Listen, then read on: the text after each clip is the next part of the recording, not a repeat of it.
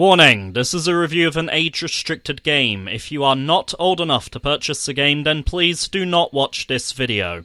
Just a quick heads up, today's review assumes you've already seen my review of the first Dead Rising. If you haven't watched that video yet, click on the link on screen now. This review should still make sense standalone, but you'll certainly get more out of it by watching both videos. After the release of the original Dead Rising, Capcom partnered up with a little-known studio called Blue Castle Games to produce a sequel. At the time, Blue Castle had very few games under their belt, with their back catalogue consisting of mostly baseball titles. It was a bit of a risk, however it gave Blue Castle a fantastic opportunity to step into the big leagues, prove their worth, and create a game that stayed true to the original, whilst also fixing a number of the issues found within the first outing. How did they do? Well, Dead Rising 2 is currently the best-selling game in the entire franchise, and Blue Castle are now known as Capcom Vancouver, so did pretty well in Capcom's eyes. But what about my humble opinion?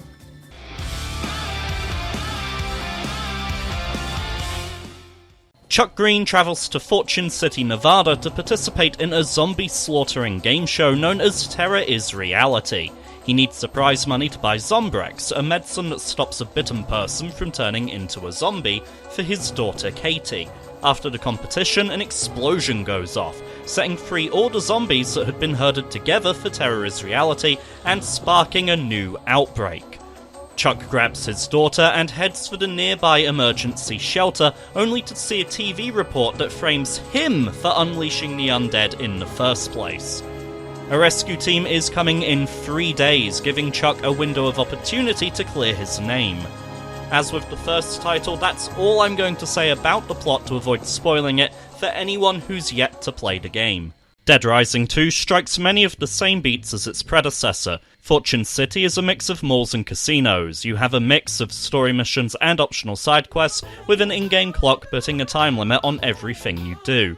This sequel's very aware of the complaints critics and players alike levelled against the original, and immediately goes about addressing those by tinkering with the formula. In general, the difficulty level is much lower this time around. You can feasibly pull off a perfect run on your first attempt. There's no requirement to grind levels or do serious research beforehand. For example, you can still only save at toilets scattered across the map, but there are a lot more of them this time around, meaning you're never very far from a save point. Additionally, you now have 3 save slots, so you can save scum a bit if you need to. The time limits are now far more lenient, allowing you to take a more casual approach and removing the need to pre-plan your routes. The downside is that efficient players will often find themselves with 6 or 7 in-game hours to kill because there just aren't any active story missions or side quests left. For me, that destroys the pacing of the game, and sometimes even causes me to drop out entirely mid-playthrough. You don't get transceiver calls notifying you of missions in the same way. Now the walkie-talkie will buzz once and you just press the directional pad to view the mission without having to run around avoiding zombies while listening to Otis. Thank fuck. You can now skip survivor dialogue too. This is a fantastic addition, as sitting and waiting through the same text boxes over and over on repeat runs of the original game became incredibly irritating. Survivor AI is thankfully and drastically improved. You can confidently lead survivors through Fortune City and know that they're highly unlikely to get stuck on walls or start unnecessary fights. Sometimes it even pays to take some with you to battle a psychopath, as they're actually capable enough to be trusted to provide extra firepower. Speaking of, the first Dead Rising locked you in place when firing a gun. It could be frustrating, to say the least. But now you don't have to worry, as Chuck can walk around while aiming and firing. It's a small touch, but it makes a ton of difference. Naturally, Blue Castle didn't settle for just improving on what was already there. They went ahead and added some new features of their own. The first of these being usable money. Chuck can find cash laying on the floor, break ATMs, or gamble the night away to earn big bucks. This money can then be spent at several pawn shops to buy weapons, keys to unique vehicles, and the much coveted Zombrex. As briefly mentioned earlier, Chuck's daughter Katey was bitten in a previous outbreak, and needs 1 dose of Zombrex every 24 hours so she doesn't turn. The game pretty much hands you the first dose, but after that you'll need to visit a pawn shop, complete side quests, or search the environment to find more. There are also other survivors who need Zombrex, and there's even an important plot point that can only be resolved by having some spare, so make sure you stock up. I love this edition because it provides incentive for the player to participate in more than just the standard story missions. The biggest and arguably most important addition by far would have to be the combo weapons. They're exactly what they sound like on the tin. Take 2 weapons, get to a workbench, and tape them together to create a single, far more powerful entry in your arsenal. By leveling up, completing side quests, and interacting with his surroundings, Chuck will receive combo cards. These are essentially trading cards that detail the ingredients needed for various weapons.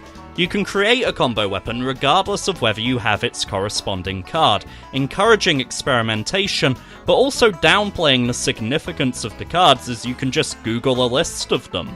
I have a love-hate relationship with these tools. On the one hand, they're simply awesome, just look at them! On the other hand, they remove the frantic sense of urgency that came with scrambling to find anything to defend yourself with, and they completely unbalance the game. You can make knife gloves very quickly, easily, and early on, which are essentially as overpowered as the small chainsaws in the original game. Adding some replay value back into Dead Rising 2, we have various online modes.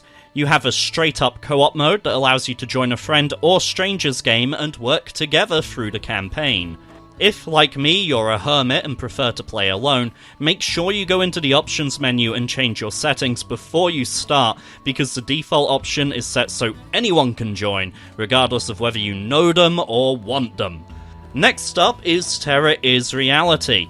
You can play the game show with 3 other players and take any prize money you win back into the single-player campaign for use at the pawn shop. Good luck finding a match though, as this mode seems to be barren. No one is playing it these days. Infinity mode doesn't make a return, and while it's no loss to me personally, I imagine there are some fans who will be disappointed by its exclusion. Graphically, the game will vary depending on what system you're playing it on. The footage you've been seeing here is from the PC version running at 1080p. The PS3 version doesn't look anywhere near as good, running at a mere 1024 by 576, with noticeably lower quality textures. At the time of recording, I've not played the PS4 or Xbox One versions.